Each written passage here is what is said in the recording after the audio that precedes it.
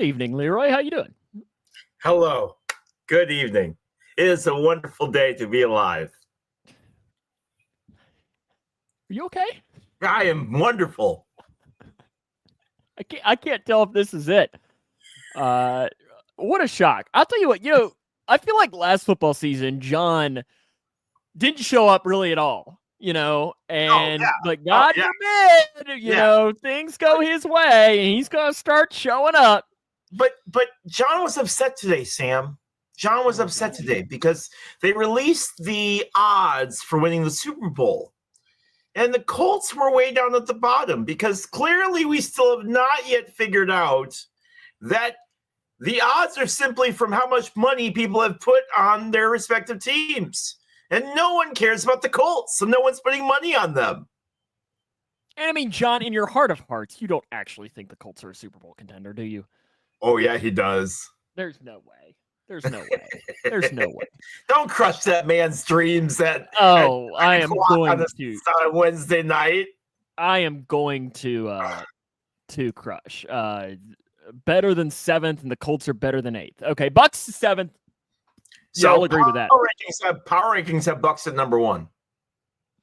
Yeah, I think I saw a mock draft, which I know you're not as big of a mock draft guy. I love them.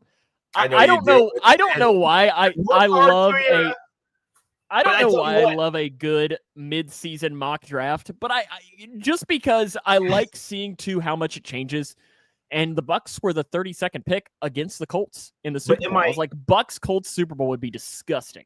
In my keeper league, I often go and ask my coworker Grayson about it because I got a guy who's really interested in Scatabo. And it's just one of those things where it's like, okay, like I've got no issue getting rid of Scatabo, but like what running backs are coming in next year that I would even have a shot, I don't follow that stuff nearly as much as you guys do. So yeah, that's what I use it for. But yeah, I nerd out on the draft. It's just one of the things that do it. Mock draft fantasy? I occasionally will, but usually when we do our fantasy drafts, that's usually when sports season picks up. So there's usually not enough time for me to sit there. I know Mick, who, does Jungle Juice with me, he does, he puts an insane amount into it. And it's hilarious. The 2 leagues I'm in with him, he's like 2-4 in both, and I'm 4-2. I just find it hysterical how Sam always says he's way too busy. Yet anything I ever send him, he's already seen it. Just funny how that works. Well, I am busy guy. Today has been really busy. So Yeah. I don't know if it's the same for you as well. Yeah. I started a volleyball story at 8:30 and did not finish that 3-paragraph volleyball story until 11:30. So if that tells you what kind of morning I had at Art Media Group. This morning, I get a text message from the boss saying I have to go to the transmitter site. So I had to go to our transmitter site, which when we were in the old building wasn't as big of a deal. But so I actually had to drive, which is only about 10 minutes away. But the issue is that my car can't drive back there.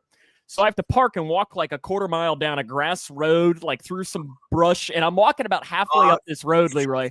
And all of a sudden I hear I hear something running in the bushes over there. And I'm like, well, this is how I'm going to go out. I'm going to get attacked by something. It's going to happen. John asks, what teams do you realistically see in the Super Bowl at this point? Sam will say it's way too early. Chiefs, because I will not pick them until, Packers. I know John doesn't agree with that, but I still do. I think that's probably the Chiefs Packers. Would that be the worst possible for you? Chiefs Packers? Well, I'd have to listen to Christy talk about how great the Chiefs are for 3 weeks straight, because she's apparently a Chiefs fan now. And yeah, that'd be up there. It wouldn't be the worst. Green Bay, Pittsburgh Steelers would be the worst. Oh, you don't even put that in there. I'm just saying, you want worst case rematch from what, like 08 or 09 or something, wasn't it? That would be I almost bought a cheesehead that night. I was like, listen, I will go all in, go Pack, go. I was loving it that night. I was all in on them. All in. Bro is the biggest freaking Packers fan this side of Wisconsin. Listen, I cheer for two teams, Leroy. I cheer for the Bengals and whoever plays Pittsburgh. You know, I made a comment to somebody else. I honestly think, Leroy, the Pittsburgh Steelers could play North Korea in a game, and I'd be going North Korea. 100%. Like, I can't do it. Can't do it at all. His worst, John says, would be Chiefs-Eagles again. Yeah, doing that.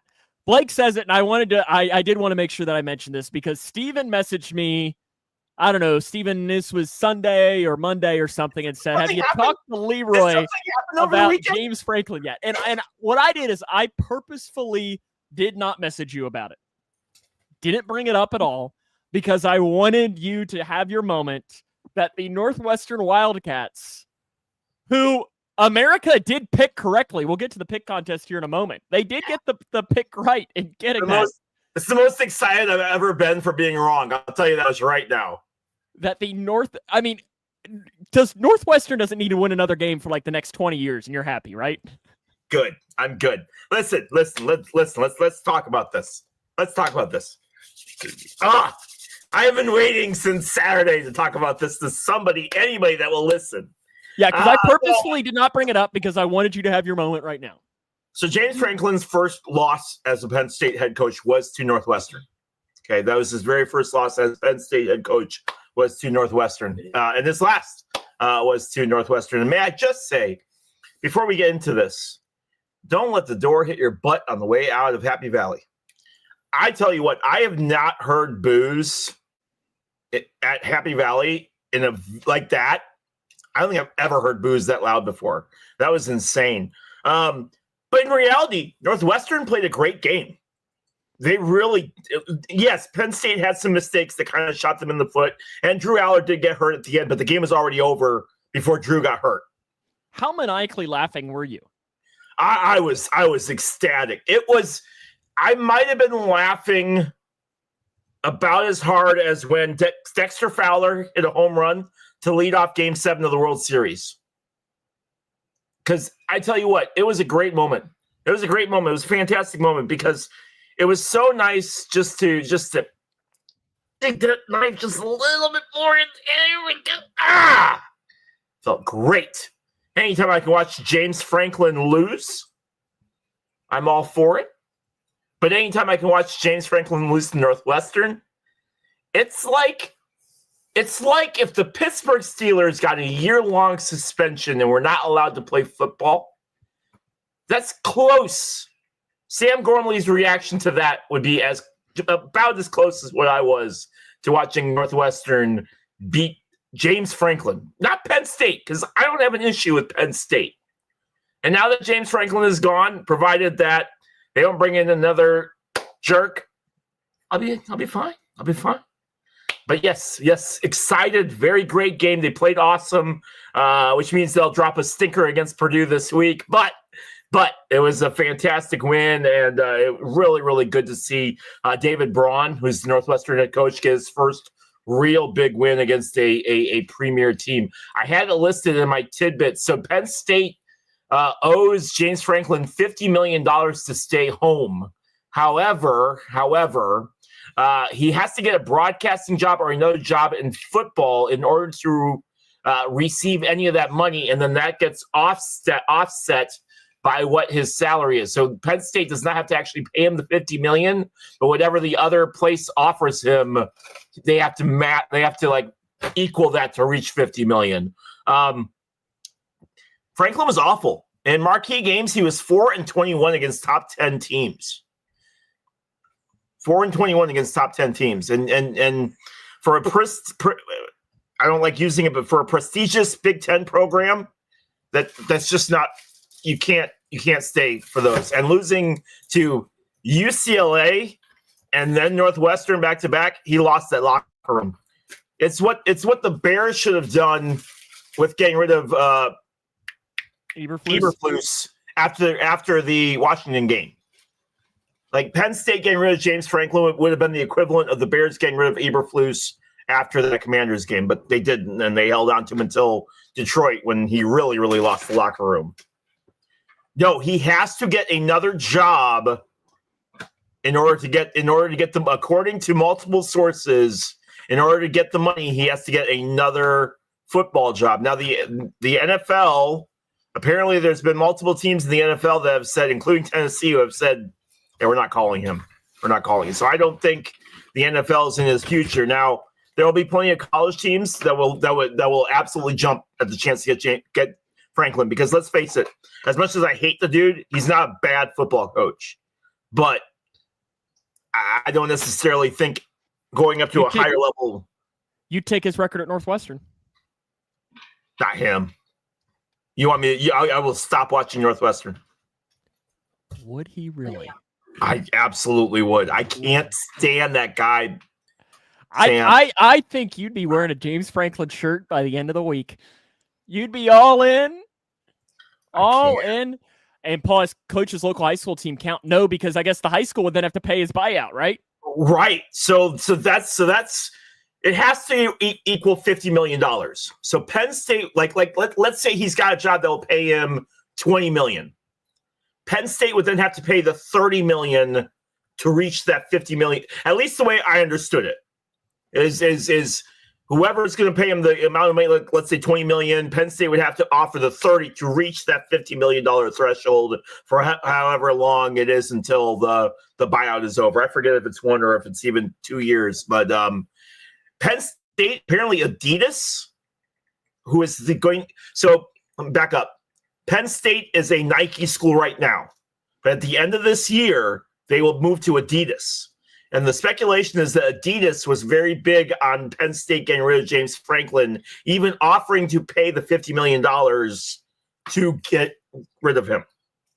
I don't believe that. I've seen that report. I don't know that I believe that. I don't necessarily agree or disagree with it, but it is out there. So he would never coach high school. Yeah, his ego's too big for that. He's so proud. Yeah. He could never do it. Steven, I completely agree here with Mark Stoops. Yep, I'm done. Let's recap the pick contest really quick, though. Yeah. From last week, the overalls total. Leroy, you had 4 points. Oh, you said 3. I did say 3.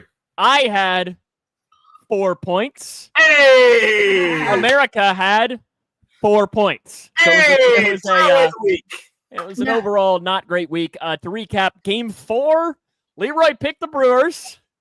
Didn't end up happening that way, so he ended up winning, yet losing. Yeah. Myself and America both went with Taylorville against Charleston. I watched a decent amount of that game, including early in the second half. I heard one Paul Reeves get a shout out on the broadcast. That's right. There was a really slow player on the other team, and Leroy goes, "That looks like a Paul Reeves out there." I did not, Paul. I promise you, I did not. Paul, you did get a shout out though on the broadcast, and that you did give Paul a shout out. That is true. And my color guy shot me a very dirty glare for doing it because. And you also dropped a Go Cougs, right? I did. And all right, so. My color is a very big stickler. He's not. My color is a very big stickler for the rules. He loves the rules. He loves all of the. He's very big on if something happens that he gets to be the one to say, well, according to the, blah, blah, blah. I've never looked at a high school rule book for football in my life. All right. So, but the game is out of reach. Taylorville is leading at that point, I think it was 50-14. It was not close. And so I was like, you know what? It's a good time right now to do something I don't normally do. And that's give some shout outs to some people that I know are listening. And you would have thought I murdered this guy's cat, man. Well, there's a play going, get back to the action, Leroy. Bro, it's 50. I'm not doing that if it's a 17-14 game, right? There's no point in doing it if it's 17-14. Oh, let me stop the action here. It's 50-14, dude. It's going to be all right. Shout out. Do you have a shout out to a guy that lives in southern Georgia? I'm just saying, relax. It's going to be okay. Steven is a big rule quoter. He's got his little rule book that he keeps in his pocket. He'll whip that out in the middle of a game. I tell now, you what, Steven, I want to buy you. I want to buy you one. Surprised he doesn't have the book in his. It seems like very much something he would do. There was no Kentucky game to pick. Northwestern, though, America did pick Northwestern. Got the point there. We all went with WKU, Leroy, and the Tops crapped the bed last night. It looked awful. Did they? And did you watch any of the game? So I was in here because I was prepping for a center game, and it was on in the other room. So I was doing one of these where I'd and then I watched the last couple of minutes. Were they just outmatched, or did they just not show up? They didn't show up. They played awful. Okay. They're better than FIU. Just not very good. Everybody picked the Packers. Leroy was the lone homer to pick the Bears, and it ended up working out for him. I was the lone one to pick Southern Miss against Georgia Southern. I got the point there. Hi, boy. We all picked Northern Illinois, and Eastern Michigan won. Leroy was the lone one to pick Texas, and Texas won that one. And then we all picked the Bucks to beat the 49ers and got the point there. So again, the overall standings now in the pick contest, America and myself are still tied at 46. Leroy, though, it's 39. 39. Not bad. Yes. Flacco did play at Delaware, Stephen. You are correct. He is a proud blue hen of Delaware. And let me ask you, because I didn't get a chance to watch the game, how did you feel? Because I haven't seen your podcast yet. How did you feel? What do you want from me? I was prepping for hours. Sorry. No, you weren't. Oh, yeah, I was. Were you? Lots of prep. Yeah, I didn't get home until like 7 o'clock. So, you do know there is this one great thing about podcasting, though, where you don't actually have to watch us. No? I just leave it on in the background? Yeah, and you can listen. It's the best part about podcasting. What are your thoughts on Joe and how he did in week one with Cincy? First half, not great. Second half, showed some promise. Big one tomorrow night. That will... It's going to say a lot about the season. Is tomorrow night. It's the biggest game of the year for the Bengals, and it's not just because of it's the next game. It's legitimately a massive game for them tomorrow night. But I'm cautiously optimistic. I think Steven asked me, and that was the phrase that I used. Cautiously optimistic. I feel like that's going to go on Gormley's tombstone. Well, I'm a Cincinnati sports fan, so that is the epitome of what Cincinnati sports is. MLB playoffs. It is he only got sacked one time last week against the Packers, and the Packers have a good pass rush, John. So it's no real worry there. Yeah. Chase Brown has struggled. Yep, 100%. It doesn't make sense to me. The MLB playoffs, though, looks like the Blue Jays are at least going to pick up their first win, as it is they're up 12-2 in the bottom of the seventh, so it'll make it 2-1 Mariners. Did you watch any? I know you were on air, but by the time you got back, you still would have been able to watch like 9 innings of the Mariners Tigers game 5 that went into 15. No, and I'll tell you why. Phenomenal baseball game. I did get home and I looked, and it was the 9th inning, and it was 2-2. Okay, I think the score was 2-2 at that time, and I was like, I'm not putting the game on. The second I turn it on, the game's going to be over, and I'm going to be annoyed because I'm going to watch the team celebrate, and I just, I was still super crabby over the Cubs being stupid and all that stuff. So I hadn't had a chance yet. I didn't want to turn it on, and I checked in like 15 minutes later, and it was the 10th. Well, then my mind was still doing the same thing. Like, okay, well, now there's a runner at second. Like, I'm not. No, there is no runner on second in the playoffs. They get rid of the ghost runner. No, they get rid of the ghost runner in the playoffs. Have they never done that? No. Well, the Cubs never make the playoffs, so I didn't know that was a thing. So, regardless, I thought that. So I didn't turn the game on because I thought it was going to be over. This went on for the next 4 innings straight, and finally, by the time I was like, all right, I'll turn it on, it was already too late. The game was over. But, yeah, it Can you cheer for the Brewers? I was going to. Until they wanted to be big babies and pull out that wrong L flag at the end to celebrate. Because here's my thing. No, because you're going to have this whole, we'll let them do what they want, blah, blah, blah, blah, blah. They were more You don't like it? they were more worried about the Cubs than their upcoming series against the Dodgers. And it still feels that way because they've lost 2 straight and not looked good against Los Angeles. And the thought process is, you know what? Yeah, you beat the Cubs. Awesome. Way to go. Way to go. Now you're going to get throttled by Los. And I'm not saying the Cubs would have done better against Los Angeles because we wouldn't have. But at the same time, it's just this whole playoff series has felt like, oh, we're going to beat the Cubs. That's all we care about. Well, now we've done that. Now what? See, I think it's more of the Dodgers are the best team. They aren't, though. They are. They are.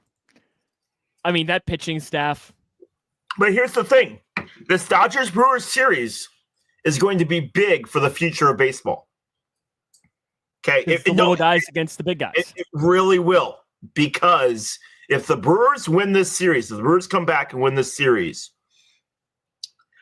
the salary cap, the issues of too large a payrolls is well, small teams can win.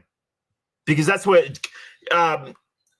Chris Bryant is making apparently more money than most of the Brewers combined. He's still in Colorado?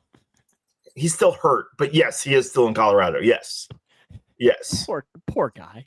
I mean, I know he's making a lot of money, but God. Yeah, but he's even said that he wishes he would have. He was so nervous about getting a contract that he just quickly signed. Apparently, his agent told him not to, and he did it anyway. So, kind of on him. But this is a really big, like, honestly, this is a really big step for Major League Baseball as a whole. Because if the Dodgers win, we are getting a lockout. 100%. It's coming. Oh, it's happening no matter what. But if the Brewers somehow... Is there any chance we have a season in 2027? Yeah, absolutely. We thought the same thing. I mean, and you're not old enough to remember the strike from 94, but like... Considering I wasn't born yet, you are right. I'm just saying. Like, there was... we thought that they were only going to be shut down for like a couple of weeks, you know, and I remember they treated it like the Iraq War, where they were like, day 7 of the strike. Day 37. And I remember my dad very vividly. I remember my dad going, how many days are we going to do this? Like, it's day 43. Can we stop now, please? But I think there's a way that we can have baseball. But it is one of those things where, again, I strongly believe that this series will pave a lot for... Do we have baseball before the All-Star break in 2027? No. Yeah, like Wrigley's supposed to host the All-Star game. Is there any chance? Is there any chance they do? No, and that's why I wasn't even really excited about it. It's like all the years to get it, we get it in. The Cubs have been wanting the All-Star game there for the last 15 years, but they wouldn't do it until the Cubs started fixing up Wrigley and getting it to where it could host larger events. I think this John asked how much does the strike hurt? I think the strike could kill baseball. It'll kill baseball. And the sad part is I don't think baseball realizes what it's gonna do. So again, and I'm going to tell this story, and Paul, Paul will probably agree with me on this, but so 1994 happens and the strike happens. Okay, it kills baseball. Like baseball. You're taking Steven's point right here, right? Right. Baseball does come back in 1995. Okay. And Steven's 100%, and that's the exact direction that I was going with this and I'll tell you my biggest conspiracy theory of all time. And Sam knows me, I'm not a big conspiracy theory guy. But baseball's dead. No one's watching. Attendance numbers for 1995 are pretty low. So the commissioner gets together with a bunch of the other owners and says, all right, guys, we've got a problem. Numbers are way down. What do we do? Well, what's going to put butts in the seats? Home runs. Home runs will put butts in the seats. All right, we'll make it happen. So they juice the ball up a little bit, and they turn a blind eye to steroids. Okay? And so numbers start going up. 1998 happens. McGuire, Sosa, huge year. Everyone, and I know you're thinking I'm being ridiculous, but everyone was watching baseball, especially when it got towards July, August. Sosa had 20 home runs in June, I think. And mind you, I wasn't living in Illinois at the time. I was living in Minnesota. And I'm telling you, everyone was watching baseball. It was huge. It brought all those numbers back and even was higher than it was before. And it would have gotten away, and everything would have been fine if it wasn't for Jose Canseco. And they wouldn't have gotten away, and they would have gotten away with it too if it wasn't for those meddling kids. Meddling kids, I tell you. But no, steroids saved baseball, and I strongly believe that. I strongly believe steroids saved baseball and kept it going. And I don't know that there's something that can save it this time. And that's just it. And Sam's right. In 2027, with people's attention spans 30 seconds long, with so many other choices, and I'm not talking football, I'm not talking basketball, I'm just saying, with so many other choices for what I can do, baseball's got a real big problem on their hands. The only way I think they can save it in that realm, and I don't think this would ever happen, is you would just put all the games on YouTube for free. Open it up for free and let anybody watch it. I'm not disagreeing with you. John, I think they might not have a choice. You're not going to see a steroids thing. What you will probably see is the mound being lowered. All right. And I say that because back in the 70s, hitters were getting really good.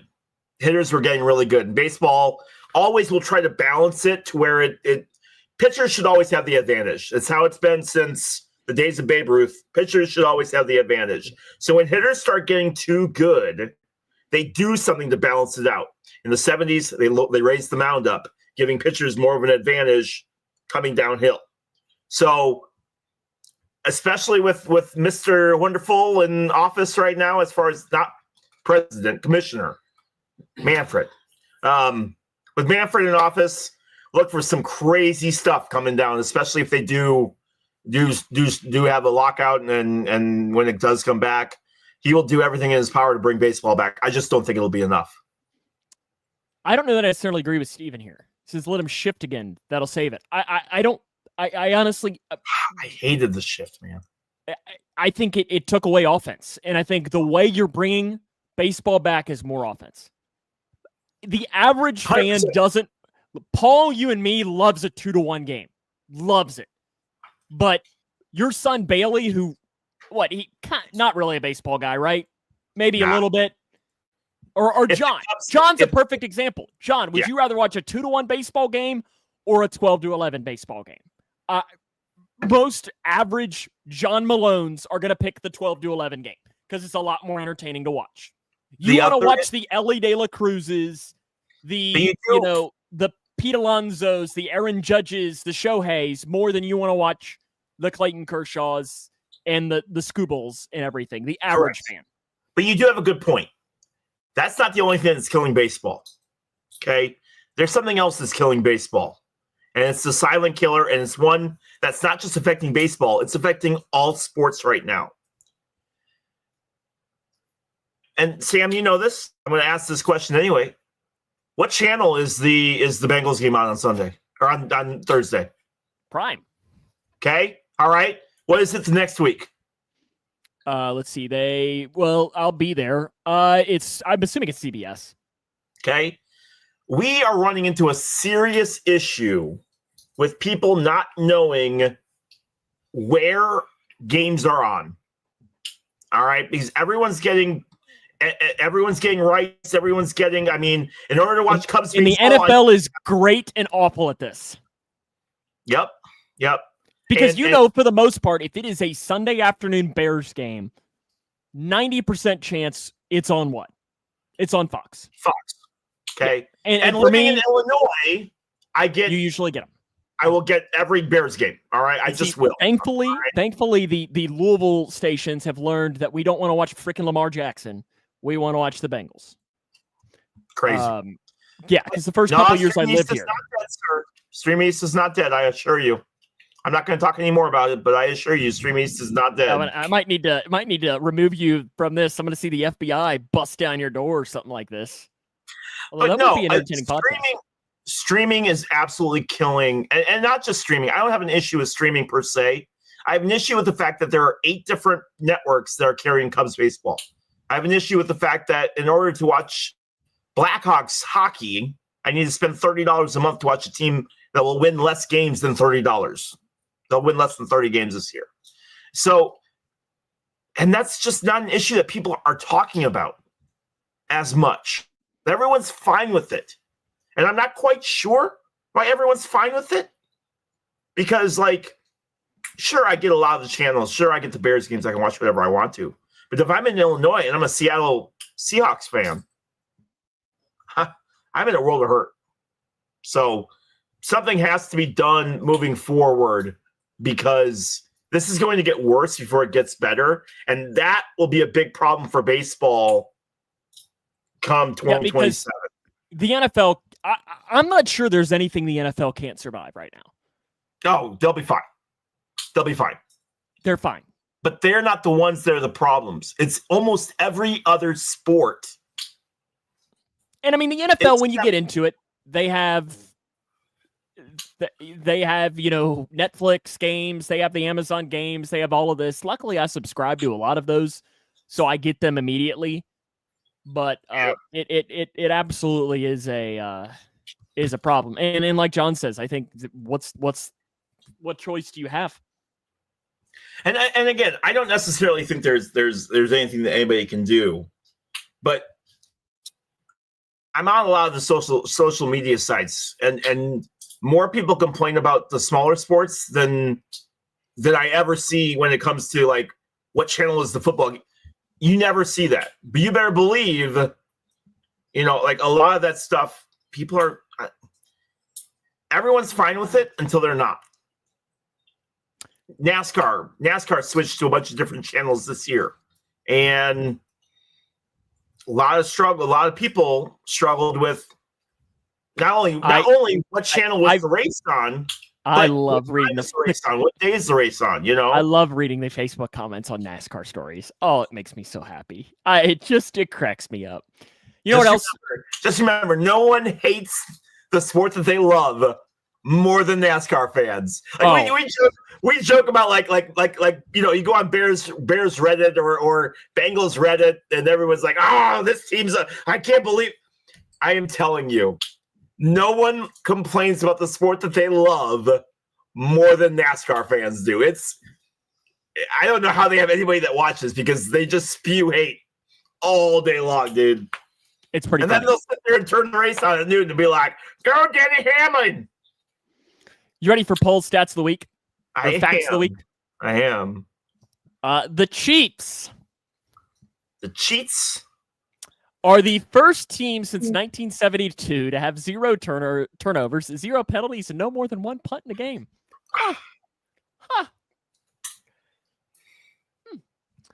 According to ESPN research, since starts were first tracked in 1950, Dak Prescott is the first quarterback to ever have 11 or more passing and rushing touchdowns, 0 turnovers, and a non-winning record over a 3-start span. And the last one. Crazy. By the end of the regular season, the Chicago Cubs became only the 3rd team in MLB history to have 3 players do what? Do you know? 2020. So 20 home runs and 20 stolen bases. Pete Crow Armstrong, Kyle Tucker, and Dansby Swanson all achieved that mark. Those are Paul's stats of the week. You got your player? I do. Let's get to it. All right. I don't know that John's stat of the week is one that we're going to start if he's going to start spewing nonsense like this. Joe Flacco would throw for 400 against Colts him. Have their best start since 2009, and all of a sudden John's the biggest Colts fan in the world. I mean, it's cute. It's adorable. You go, Glenn Coco. 4 for you, Glenn Coco. I'm looking forward to John. There's a good chance that when the Bengals play at the Colts next year, that I'll be at that game. That'll be one that we probably make a trip to. 4 for you, Glenn Coco. You go, Glenn Coco. All right, Okay, you ready? your player of the week. Okay, go. All right, here we go. Hall of Famer, 3-time Cy Young, 6-time All-Star, 3-time World Series, 4-time Gold Glove, 2-time ERA title, or the number 22. What do you mean all of a sudden, John says? Okay. And what's crazy is the Colts are doing it with their backup quarterback. Yeah, how's Anthony Richardson doing? Oh, that's right. He got a concussion because he hit himself with a band in the or no, he didn't. Is this Nolan? No, it's not Nolan Ryan. It's not nearly enough it's not Nolan Ryan, is it? No, gosh, no. Ooh, that's a good guess. Kenny guesses Tim Lincecum. Nope, it is not Tim. Paul guesses Roger Clemens. I don't think that's right either, is it? Nope. No, because he's not in the Hall of Fame. Hit us up Ready with the for next one. Yeah, do it. His nickname was Cakes. He has 68 career WAR, 268 wins, 152 losses, 286 ERA, 558 games, 4 saves, had over 2,200 strikeouts with a 1.1 whip. I appreciate you for making that literally as small as possible, too. Thank you. You're welcome. Okay, hit us up with the next one. I tried to make it bigger, and it did not work. From Arizona State. Oh, gosh, he's an older guy. Okay. Oh, he turned 80 today. I'm trying to remember if Mark mentioned him during our birthday today. John says Oriole McBakers. Yes, John. Do you think would this been a guy that Mark would have mentioned or probably not? Yeah, Mark might have. Absolutely. Okay. He would have shut down the Yankees many times. Well, then he probably wouldn't have. So he made his debut against Boston and made his last game Jim Palmer. Kenny with the win. So did Paul. Both of them said it at the same time. Good. Yes. And again, I wouldn't have gotten it. Small, I know it's small.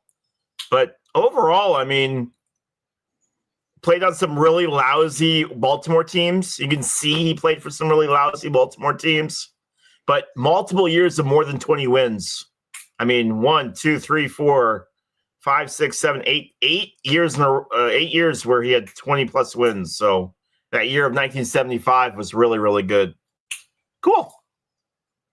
Good job, guys. Yeah, I don't think I would have gotten that. I don't know that I know that name very much. Doesn't really ring much of a bell. Jim Palmer. He was a darn good pitcher that played for some really lousy baseball teams. We'll have now. Here's a guy coming up here in a few minutes, but do you got a couple of tidbits? I know we're running a little long right now, so you got any tidbits? I do. We'll get to it. And again, apologize for I've got my stat of the week. You ready? Last time the Hawks and the Bears won on the same day was Monday, October 16th, 2006. Bears beat the Cardinals 24-23, and the Hawks beat the Avalanche 5-3. Oh, the Blackhawks. Okay. Yeah. Sorry. New York Knicks guard Malcolm Brogdon has decided to retire from basketball after 9 NBA seasons, and Russell Westbrook has agreed to a deal to sign with the Sacramento Kings, which prompted comments that Russell Westbrook wants to clearly play for every team known to man. Did anybody see the Brewers double play? The one where it hit off the wall? Yeah. Right, that was a wild play. Somebody logically explained to me why that was not a home run. Because it didn't go over the wall. But the yellow line is a home run, isn't it? Over the yellow line. If it hits the yellow line, it's not. It has to go over the yellow line. That's not true at every stadium, is it? Because I'm pretty sure.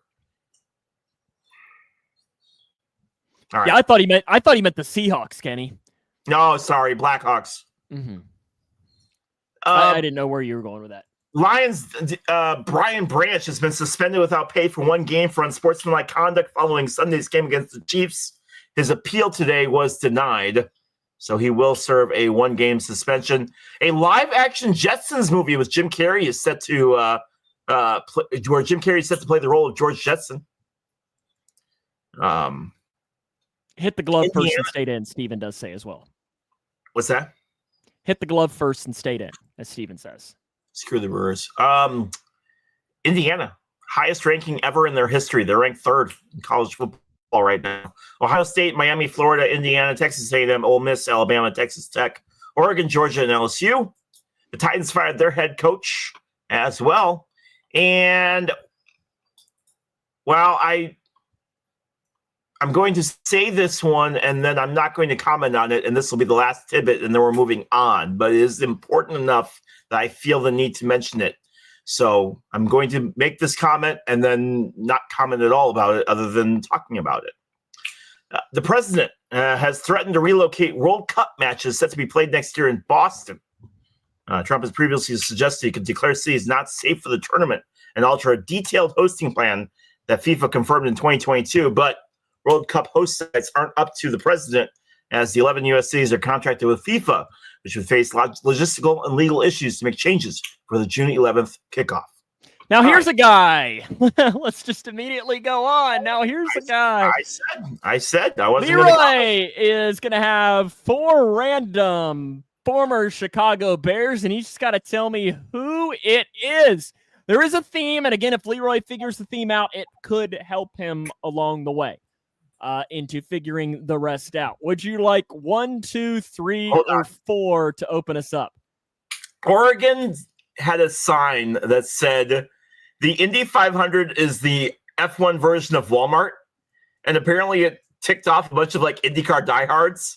So Oregon losing that game was the most hysterical thing that I've seen. Might have even been more funny than Northwestern beating Penn State. Sorry, go ahead. I'll take 2. Number 2, says Leroy. Who is this?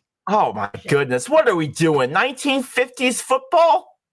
Who is this? Now here's a guy. It's not from the 50s, it's from the 60s. Oh, sorry.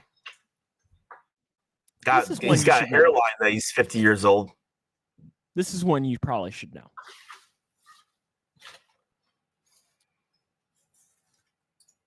Now, here's a guy. It's a simple game. Comment section, if you know this one, make sure to drop it in there. John says it's you before the hair completely went away.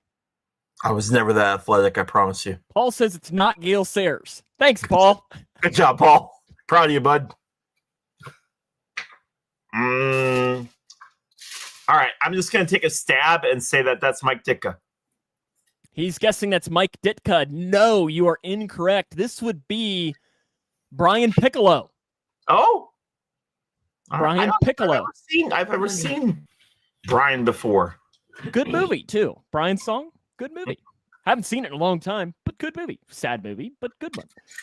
Number 4. Who is this? Now here's a guy. It's Brandon Marshall. Is that your guess? Yeah. You are incorrect. This is not Brandon Marshall.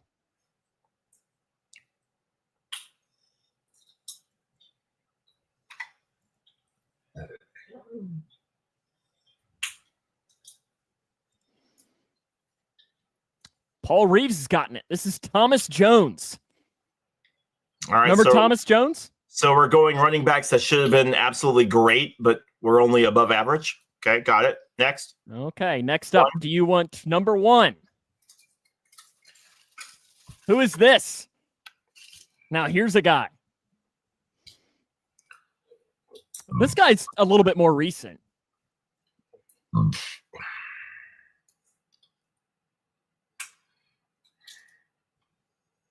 This is going to be one you're going to kick yourself if you don't know. No, I already kick myself over this segment every week. Yeah, look at those Reebok jerseys, Steven. Paul Reeves has gotten it in the comments. Oh, I am going to kick myself. Matt Forte. Cool. Matt Forte. All right, last one. And the last one is this one. I think I got it. Is that Cedric Benson? It is Cedric Benson. May he rest in peace. What a guy, Cedric Benson. Man. What a guy. I like Cedric Benson. Man. I got his jersey in my closet somewhere. And if I'm not incorrect, his first game playing the Bears as a Bengal, he went off. He went off. I think, yeah. I don't know if he had 200 yards, but pretty close to it. Because I remember I was in 7th grade, I think, when that happened. And one of my teachers was from Chicago and a big Bears fan. And I remember that we were talking all kinds of smack that week. And I remember I walked in there, chest pumped. I was like, Cedric Benson, thank you for letting him go. Love it. Now here's a guy. So you got 1 out of 4. And then 3 weeks later, he didn't do anything for the rest of the year. Now, if you would have not had Brian Piccolo first, would you have been able to get him? Was he Rico Dowdle versus the Cowboys? Good though. I might have been able to get him at the end if I would have known it was running backs, but yes, a 60s jersey was not gonna. Mm-hmm. I use Brian Piccolo because of the story, obviously, of everything that went on with him. Yeah. With it. Okay. Time for a little bit of play clock segment. Would you like to ask or answer? I will ask first today. Okay. Hit me up. All right. Sam was in the 7th grade in 2019. No, that would have been 08, I guess. 09. You've just been told you're getting your own baseball card as a broadcaster. Okay? Shut up. Play along. Stop being a jerk. What company would you like to have it made by? And please, I don't care about licensing or anything like that. What company would you want making Tops, Donruss, Fleer, Upper Deck? What company would you love to have make your card? I guess Tops. I don't know. I've never really put that much thought into it. Probably Tops more just because I'm looking at the one card that is in my site, the JJ Hoover one, and it's a Tops card. So I guess that probably has to be my answer for it. So yeah, I'll go with Tops. What was the Joey Votto one?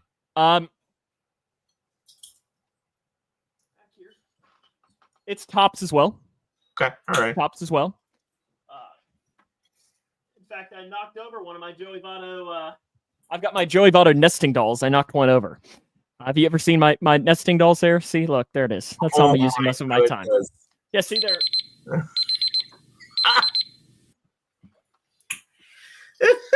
How many are in there? So there's 4. I have them lined up across my. So you got. I see them. 1, 2, 3, 4. Yeah. There you go. Steven says Pinnacle. Get your heart out. Paul says Leaf. I was a big Flair fan. Flair Buck was Flair? Awesome. No. That's just for Paul. It was made by Flair. 1 to 20. Pick one. ChatGPT's giving me a list of 20 of them. Pick one. 17. Oh, okay. Well, that's the one you guessed.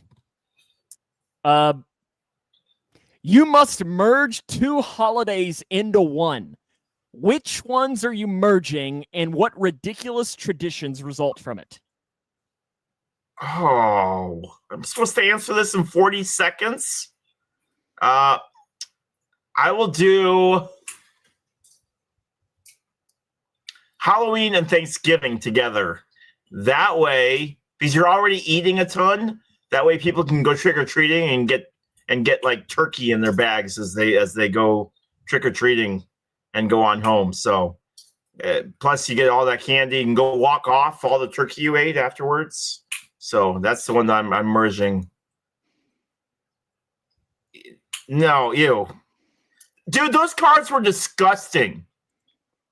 That's what I would do. I would merge Thanksgiving and Halloween. John says Halloween and Easter. That seems sacrilegious. Does it not? Like that seems like. Stop telling me. I don't know. See, can I do like the 4th of July and Super Bowl Sunday? Super Bowl Sunday's a holiday, isn't it? 4th of July is baseball. Don't do that. We gotta leave us one thing, Sam. I know you want football taking over a year-long season. The 4th of July is a lemonade and a hot dog eating contest. Yeah, next year's Oreos. Okay, I'm just telling you that right now. Next year's it is very, very sacrilegious. Paul says 4th of July, New Year's, so we can get all these fireworks over in one night, and your dogs won't go crazy. So you're gonna agree there. Protect. Okay, I'm ready for your question.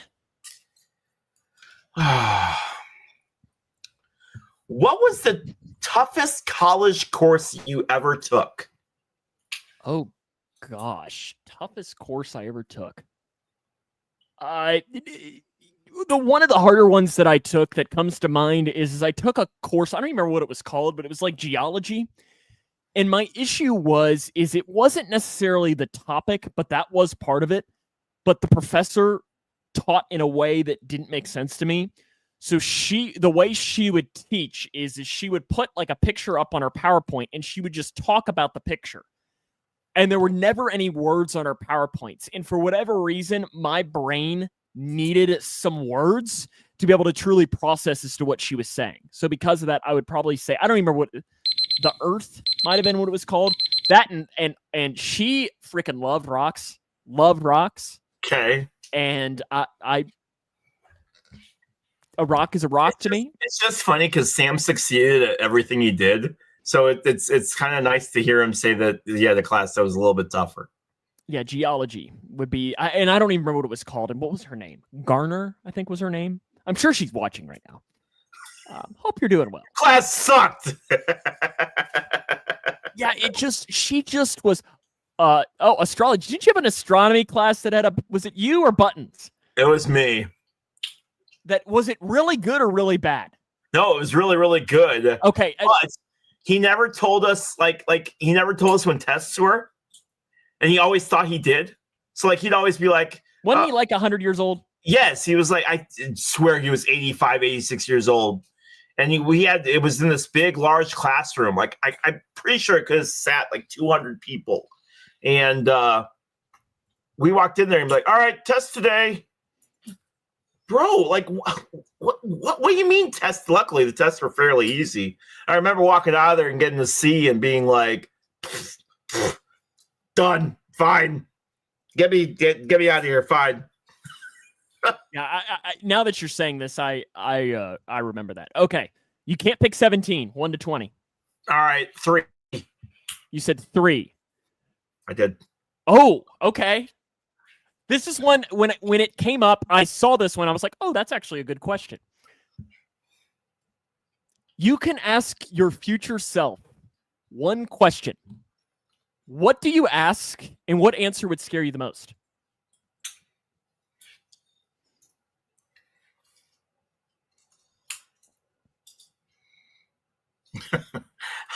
How many championships has Chicago won? You don't got to tell me the years, just how many championships has Chicago won in this time? And I'd be terrified to find out that the answer was 0. Otherwise, am I still working in Taylorville, Illinois? That's the other one. And the scariest answer would be yes. Yes, you are. Yes, you are, Leroy. Yeah, I'm thinking to myself, I don't know what I think my answer would be. Oh, see, John, you're only thinking football. I'm not talking football. I said Chicago sports. I think my question would be something like, what is my life like in 10 years? Yeah. Then I'm almost 40. What is my life like? Go Cougs.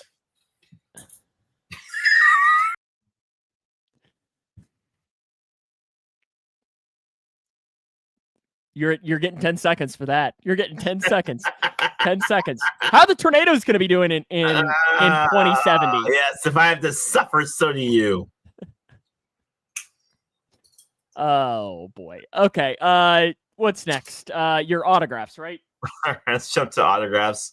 Theme for the week. Pretty easy theme, I think, but we'll see if we can scratch this out and figure it out together.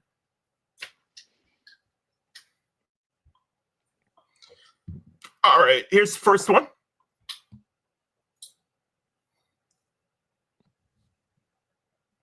Oh boy, Joe Mauer. How did you get that? Really? That was a 100% shot in the dark. Oh my goodness! All right, let's go to 2. Sam ruined it right off the bat. Is that Hall of Fame 19? It is. See, I was going to say Albert Pujols, but that's not right. It's not right. The Orioles want Albert Pujols to interview for manager. Well, I saw he's at least doing the Angels. He's definitely interviewing with the Orioles too now, because everybody wants him except for St. Louis. That's not Albert Pujols, though, is it? It's I was not. gonna say I didn't think is he even in the Hall of Fame yet?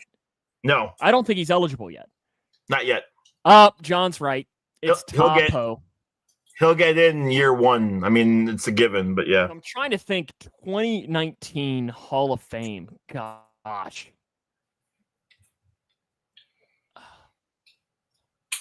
Nah, Is this Mike you don't want the Piazza? Orioles. You don't want the Orioles either. That is not Piazza. Is it Pudge? Nope. Hal Morris, Steven guesses? It is not Hal Morris. Not a bad guess. I don't think I'm gonna get this one. All right, this is Harold Baines. Yeah, I wouldn't have gotten that. And last and easiest. Can you zoom in? I don't know. Give me a second. Let me see if I can. Hit Control Plus on your keyboard. No, doesn't work that way. Usually that'll do it. Okay, I guess since you can't, that's okay. This is the easiest. This is the easiest. Oh, it is Junior. Yep, you're right. Now that I see it, it is Junior. Yep. All right, so we've got Ken Griffey Jr., Harold Baines, and Joe Mauer. Were they all 2019? What do the three of these guys have in common? Were they on the Hall of Fame same year? Nope. They might have been, but that's not what I was looking for. Joe Mauer, Jr., and Harold Baines. Gosh, Yeah. I don't. Yeah. Let me know when you want a hint. That's a good guess by Paul. All won home run derbies? Again, possibly, but not the answer I'm looking for. Give us your hint then. The one. The hint is Chipper Jones also falls into this category. All rookie of the year? Nope. Oh, were they all the number one overall pick? Who, what? Who didn't win a World Series? Who made the Hall of Fame? Yes. Okay. They're all number one picks who made the Hall of Fame. Only 4 baseball players were the number one pick that made it to the Hall of Fame, which is crazy. Who's the fourth? Crazy. Chipper Jones. Oh, okay. Yeah. You said that. Okay. Which is crazy to think about, guys.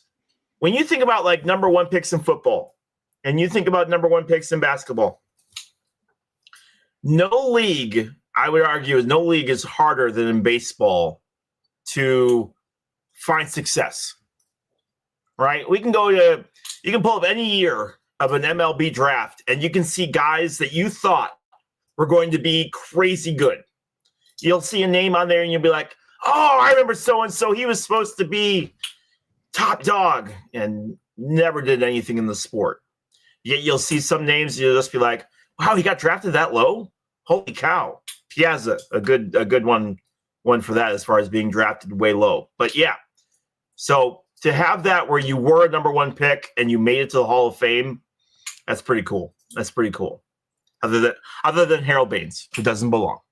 All righty, time now for the pick contest this week, where we have a big week here for you, and it's going to open up. It'll open up, Leroy, with America getting to pick the Coug game this week, since obviously the Cougs were off last week. And Leroy, this is arguably maybe the biggest home game Grayson County regular season has played since I've been here. Really? If they win, they're more than likely making the playoffs. If they lose, they're not making the playoffs. Wow. Okay. The 3-4 Grayson County Cougars are taking on the 3-4 Warren Central Dragons. First time they've played since 2010. So it's been a while. Are you taking the Cougs or are you taking the Dragons? Warrensburg, come on now. You're taking who? Oh, who did you say? Warren Central. You know, the high school right by Western. Yes, that's who I'm taking. Sorry, Warren Central. Leroy is taking Warren Central in this game. He's taking the Dragons. Fun fact, Leroy and I have only called a game the same game once. And it was at Warren Central. The Cougs played. Leroy's called a Cougs game. I don't know that we've ever mentioned that. We have it was not a good day to be a Coug. They played South Warren. It was my first year. Yeah. Dragons would win against a Coug. John, I think, is picking the Central or the Cougs, but Steven is picking Warren Central. So Warren Central is America's pick. Wow, going against. Steven just wants basketball season to start. That's what he's saying. He wants to no playoffs so we can get right into basketball season. If you guys basketball practice started today. If you guys get eliminated, right? How many weeks do you have between your last football game and when basketball starts? So the last football game is Halloween. Okay. And first basketball game is a month. December, whatever that Monday is. December 1st, December 2nd, right. Whatever that Monday is. We get like 2 weeks. We'll see. So the past now they have scrimmages that we'll have to do stuff. We do a Meet the Cougar night, which is like the 21st. But Steven, I will say, since everyone's locked in, Warren Central has never won in Litchfield. 0-2 all time. Really? Never won in Litchfield. Does that mean anything considering they haven't played here since 2009? Absolutely not. But it doesn't mean nothing. Leroy, what's the Taylorville game that I'm picking? So Taylorville is playing for I'm picking Mount Zion. Would you let me say it, please, before you go on? Taylorville takes on Mount Zion on Friday for actually, I know this is going to come as a shock to you, but actually for the conference championship, which is crazy to think about. Taylorville sits at 4-3, and Mount Zion sits at 4. Hold on. Mount Zion sits at 6-1, but Taylorville's 3-1 in conference. Mount Zion is 4-0 in conference. So this is actually for the conference championship. Again, I'm only making this so America, you can make a pick if you want, just for fun. Mount Zion wins relatively handily, probably. Right. Okay. Are we good? Yeah, I mean, I'm the only one that locks it in. America's pick doesn't necessarily matter for this. That is right. The quarterback broke his femur. He's out for the rest of the year. So Mount Zion by 50. You should have heard it. What is Mount Zion's mascot? Steven wants to know. Well, they're the Braves. So they don't have a mascot because there's a certain group of people who aren't too thrilled that they are. Well, we know Paul's now doubling down on Mount Zion. They are the Braves. So it was so funny because I worked with a guy who refused to say their mascot and would only refer to them as Mount Zion. Yeah.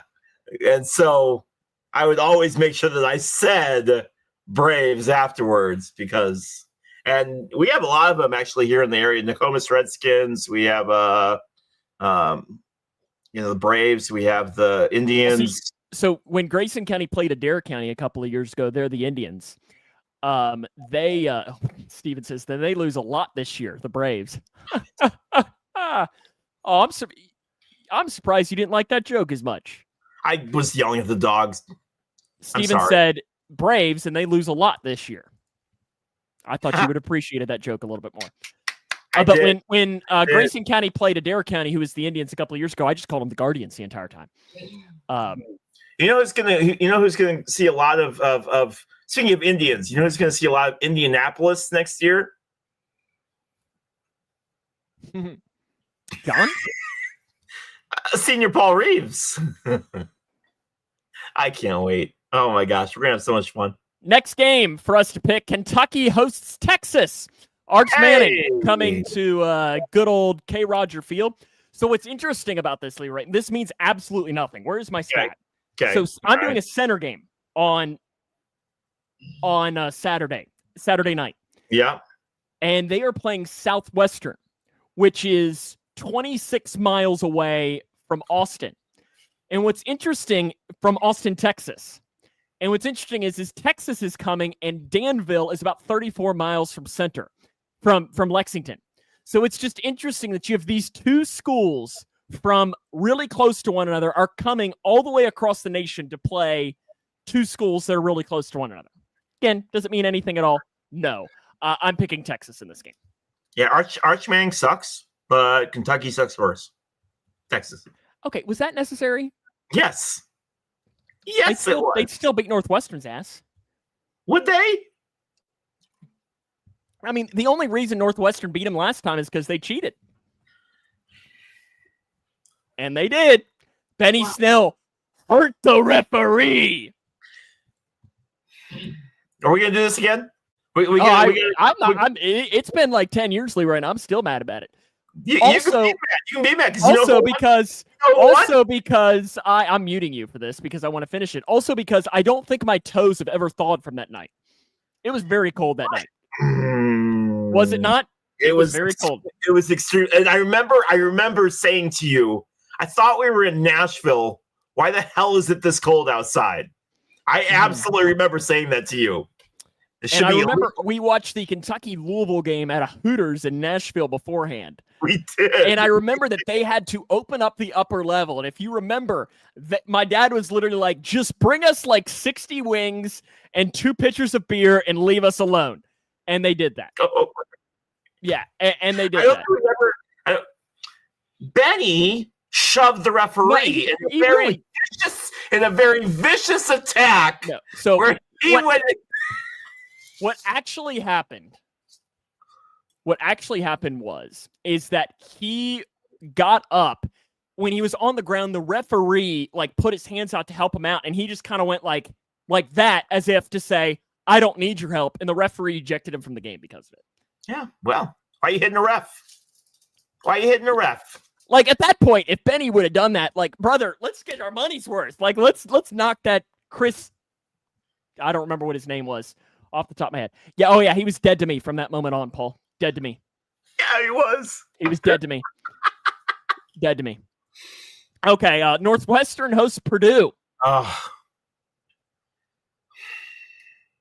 Who you got? Yeah, I'll take Northwestern just because, like, on paper, the Cats should absolutely demolish them. But I don't feel good about this game simply because they wasted all their ammunition against Penn State. I just don't feel good about it. You ever have one of those games where you go in and you're just like, all right, we should win easily, but... No, I'm a Kentucky football and a Bengals fan. Nope. Never feels that way. If this game was at Purdue, I would easily take Purdue. Since it's at Northwestern, I'm going to take Northwestern. Yeah. And it seems like Northwestern is going to be America's pick here as well. It is. I think it's homecoming week too. So, does that actually matter? No. I was going to say I don't think it actually matters. Like, I always find it funny when they talk about that in the high school realm, and I'm like, I don't think that. If anything else, it makes it harder to play because there's all the distractions that go along with it. Steven is picking Purdue, but America's going with Northwestern. If Saturday comes and Northwestern puts up 10 against Purdue and Purdue stomps them, just know that Leroy's not shocked sitting on his chair. Leroy's not shocked. On Tuesday of this next week, WKU goes to Louisiana Tech to face the Bulldogs. Leroy, who you got in WKU at Louisiana Tech on a Tuesday? Because who doesn't want to spend a Tuesday in Ruston, Louisiana? What WKU team is going to show up, Sam? I'm taking Louisiana Tech. I'll take that. I got to try to make up ground. I guess I'll take the Tops. John is taking Louisiana. Paul is taking Louisiana Tech. So Louisiana Tech is going to be America's pick. Leroy's the lone wolf on that. Tomorrow night, Leroy. The Cincinnati Bengals in a bowl that is being referred to as the Icy Hot Bowl, as nearly 41-year-old Joe Flacco takes on 42-year-old Aaron Rodgers. And 40% of the teams combined are on the disabled list or injured. Yeah. Leroy, can you take Aaron Rodgers in a football game? Or are you going to take the Bengals? Sam, I love you like a brother. I would die for you, bud. but Aaron Rodgers absolutely kills y'all. Steelers. Leroy, I've made this comment before. This game could be the Pittsburgh Steelers against North Korea. Yep. And I know. I would pick North Korea. I listen. I get it. Also, I get it. The Bears. Here's your stat of the week. 15. Packers could be 15-1. I will still take Chicago. Here's your stat of the week. Since Thursday Night Football became a thing, 06, whenever that was, the AFC in AFC North primetime games, so between two AFC North teams on Thursday Night Football, the road team is 2-17. Really? And they've not won since 2015. Wonder why that is. Some of those stats are just so weird. I think the short week traveling, hostile environment makes something. Paul, we need you to break the tie. You can't call it a tie because then that completely screws everything up. Are you picking the Bengals or are you picking the Steelers for this? Who do you got? Steven is going with the Bengals. That's why Steven's my guy there. He can't pick that. What was this? Dirty no good. What are you doing? It's a peace sign. Have you never seen that? All I saw was the end. And I got really I clearly went really confused for a second. Yeah, no, I am not doing no.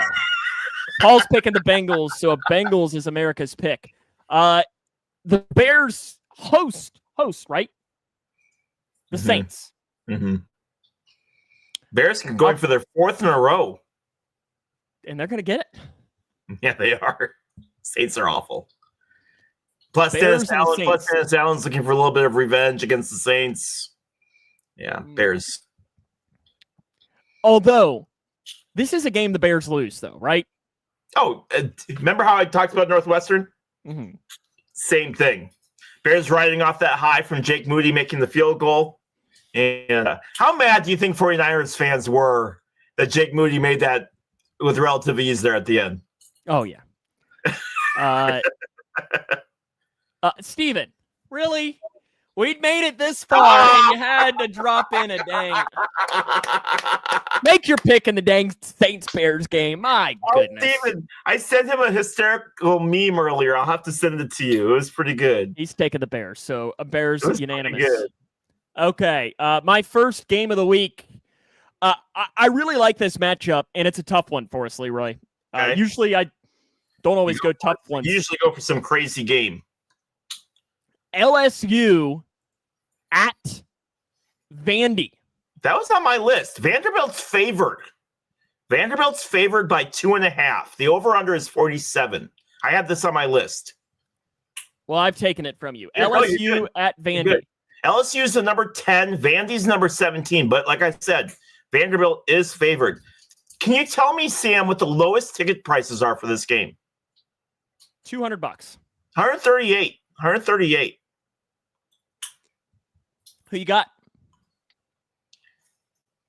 I'm going to take Vanderbilt. I'm going to take LSU.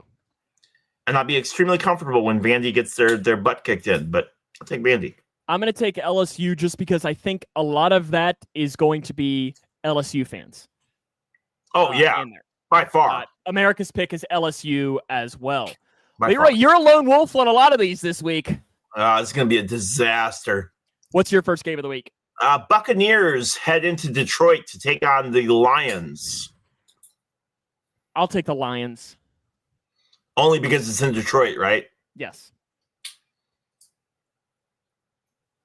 Who you got? You going to keep going lone wolf? No, the stadium is still working. I'll take the Lions. I thought about it for a second, but no, the stadium's still being worked on, Steven. I think it'll be way closer than what I think it'll be a fairly close game, though.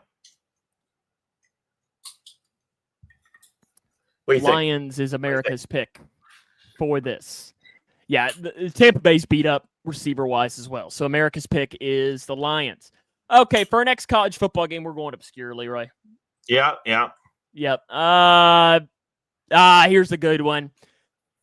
On ESPN Plus, Saturday at 2 Central, Troy travels to Louisiana Monroe. What? Why? What are we doing?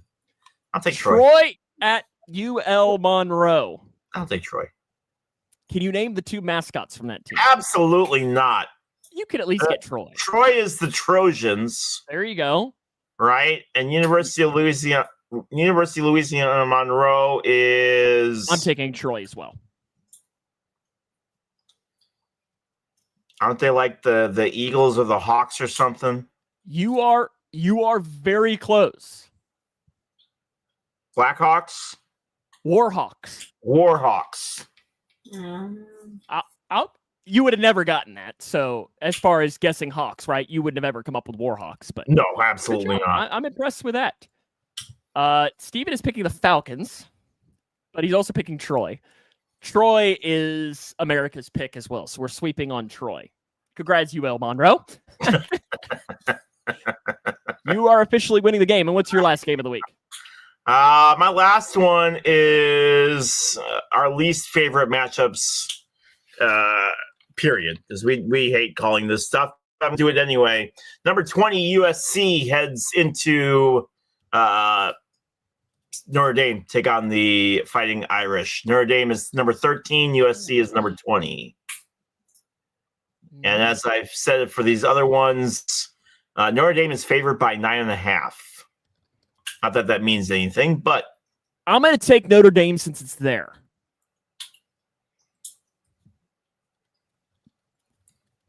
Oh, he's guessing the mascot. Yeah, you picked Troy. I was very impressed that he got it close. Very impressive that he even got it close. Oh, yeah. 2 years ago, I don't get even remote. Who's your pick? Yeah. I'll go with Notre Dame. The weather will probably play a big factor in the game. It's supposed to be crap weather all weekend. The team that plays Notre Dame is winning. They suck. Sorry, Paul. America's pick, though, there's the Paul Reeves I know and love. Is Notre Dame. So the pick contest recap. No one believes in the Cougs on Friday. I'm sending this to Brian Jones. That's good for you. That's good. That means they'll win. I'm sending this to Brian Jones. Win. He's going to see that Stephen Smith is picking Warren Central. Steven's going to be very disappointed. I know that he's probably watching right now. What's up, Brian? Yeah. There is more of a chance that Barack Obama is watching this than I think Brian Jones is right now. John, you did pick the Cougs. You believed, and we respect that. I think we all went with Mount Zion, which is the right pick, right? Yes. See, honestly, the Grayson County Warren Central Leroy is a 50, it is as 50-50 of a game as I've seen in a long time. So Taylorville needs to win one of their next two to make a playoff game. No one expects them to beat Mount Zion, but their next game is against Civic Memorial, who only has one win on the year. So Taylorville's still going to be sitting, even if they lose, Taylorville's going to be sitting pretty for a playoff spot. Is it a playoff one and done? Yeah. Okay, see, Grayson's the same way. If they make the playoffs, they're going to get massacred in the first round, more than likely. The seeding gets really weird for the, and I don't know how it is for Kentucky, pretty straightforward. The seating gets really, really weird. And we usually end up having to drive like an hour and a half to watch our team get blown out in the first half. And it's just, you just sit there in quarter three like, we're going to lose by 50 and I have to drive home. Sometimes, guys, broadcasting is great. I tell you, sometimes we absolutely love our jobs. And that's true for all you guys as well. I'm sure there are days where you guys love your jobs more than others, but sometimes I always love my job, Leroy. Next up, we all picked Texas. We all picked Northwestern. Leroy's the lone one with WKU, lone one with the city near West Virginia. We're all with the Bears. Leroy's the lone one with Vandy. And then we're all with the Lions, Troy, and Notre Dame. So America and I agreed on everything this week, except, I guess, so the thing that'll be different is that how the Cougs and Mount Zion do. It'll be interesting to see. But yeah, the game on Friday is going to be interesting because it is as 50-50 as it gets. I legitimately have no expectations for it whatsoever. Makes it kind of exciting. If Taylorville beats Mount Zion, we'll add Paul Reeves as the co-host next week. He can do the show because does Paul not need to go to the Indy 500 if that happens? Oh no, I didn't go that far. All right, I didn't go that far. I'd like to see Paul would be out there playing for Mount Zion probably if that was the case. I am 17. How many plays you got in you, Paul, though? That's the question. I don't know how many I'd have in me. Not many at all. Not many at all. Paul's, I know Paul's going to do it. He'll own up. I did run the 40-yard dash for the weekend. Oh, okay. You never did report on it. Sadly, I did not time it. But I am happy to report I am still alive, and I guarantee it took about 9 seconds for me to get down there. You wanted to do that? Yes. We talked about that for weeks. Don't worry. He can redo it on Sunday after Lexi's game. Yeah, you can actually time it. I'll tell you what. You know what? Let's you're on a laptop right now, right? I'm on my computer, yeah. It's a laptop, is it not? No, it's desktop. Of course it is. I was going to say, I was going to make you go out in the front and have Christy hold it and make you do it live on the podcast in your street right now. We're going to do it live. I'll do a Facebook Live on We'll do it. We'll do it live. I look forward to this. Steven says, I thought you were going to say you didn't even finish. No, I finished. I did finish because I'm not a wuss, but... Did you stop 3 or 4 times? I did not. I did not. But I did scream at him and said, if he falls and his knee busts out on him, I'm not calling the ambulance. I did say that.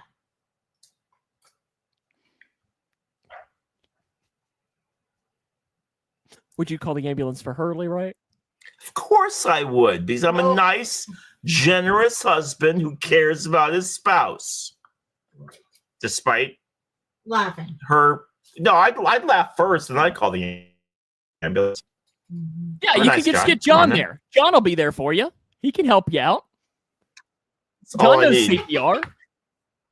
All I need, man. And just think that maybe you and John can end up in the hospital together, right?